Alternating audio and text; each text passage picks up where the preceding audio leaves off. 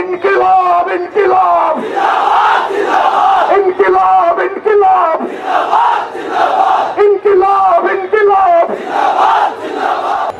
একটা রাষ্ট্র অথবা একটা জাতিকে জাতি হয়ে ওঠার যে সংগ্রাম লড়াই, তার ভিত্তি হয়ে উঠতে হয় হচ্ছে তার শত্রু চেনবার মধ্য দিয়ে।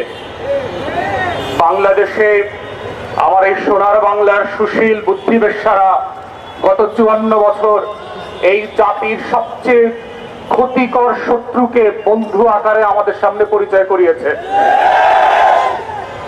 এবং এতবার বলেছে যে পৃথিবীর ইতিহাসের সমাজবিজ্ঞান রাষ্ট্রবিজ্ঞানে যে শত্রু সাপেক্ষে রাষ্ট্র হয়, আজাদির লড়াইটা যে শত্রু সাপেক্ষে হয়, প্রত্যেক রাষ্ট্রের নাগরিককে তার সময়ের ঐতিহাসিক পরম্পরার জগৎ শেঠ, উমিচাঁদ, রায়দুল্লভ, লেন্দুক দর্জিদেরকে যে পরিচয় করিয়ে দিতে হয়, জাতির যুবকদের সামনে ঘসিটি বেগম আর মীর জাফরদেরকে প্রতি প্রজন্মের কাছে যেভাবে পরিচয় করিয়ে দিতে হয়, আমাদের দেশের বুদ্ধিবেশ্যারা, কলাম, মিডিয়া এবং রাজনৈতিক দলগুলো দেশের সবচেয়ে ক্ষতিকর এলিমেন্ট গুলোকে জাতির তরুণদের সামনে বন্ধু বেশে গত 54টা বছর পেশ করেছে।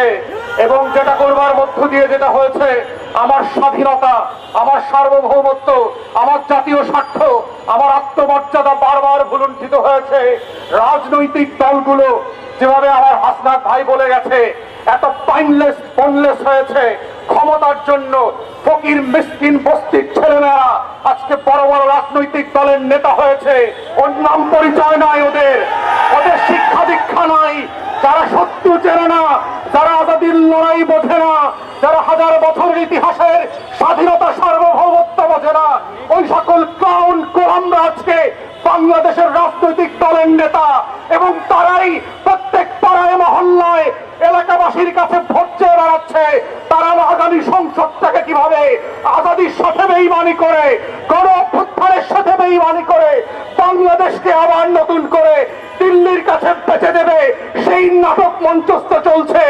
আমাদের বক্তব্য খুব পরিষ্কার, বাংলাদেশ 5ই আগস্টের অতীতে ফিরে যাবে না।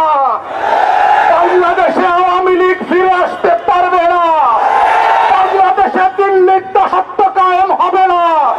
বাংলাদেশে কত সাংবাদিক সুশীলরা এদেশের আজাদির লড়াইকে দিল্লির কাছে বেচে দিতে পারবে না। এই বক্তব্য খুব পরিষ্কার। যারা বাংলাদেশের আনাচে কানাচে প্রান্তে ঘুরে বেড়ান নাই, যারা বাংলাদেশের অলিতে গলিতে টং দোকানে আজাদির আকাঙ্ক্ষা বোঝেন না,